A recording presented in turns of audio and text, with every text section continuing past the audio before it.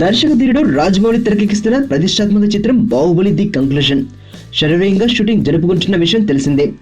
బాహుబలి మొదటి పార్ట్ విడుదలై ప్రపంచవ్యాప్తంగా సంచలన రికార్డులు సృష్టించడంతో జక్కన్న బాహుబలి రెండో పార్ట్ ని మరింత గొప్పగా తీసేందుకు దర్శకధీరుడు అన్ని విధాలా కృషి చేస్తున్నాడు. సమ్మర్ లో ఎండలు 40 డిగ్రీలు దాటి మండిపోతుండడంతో బాహుబలి యూనిట్ సెలవులు ప్రకటించిందని వార్తలు వచ్చిన విషయం తెలిసిందే.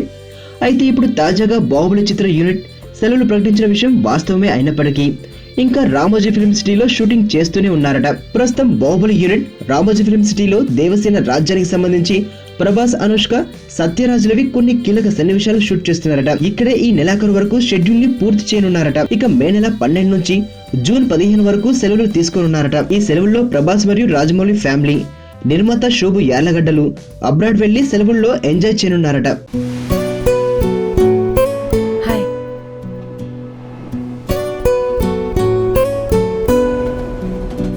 అనసూయ రామలింగం.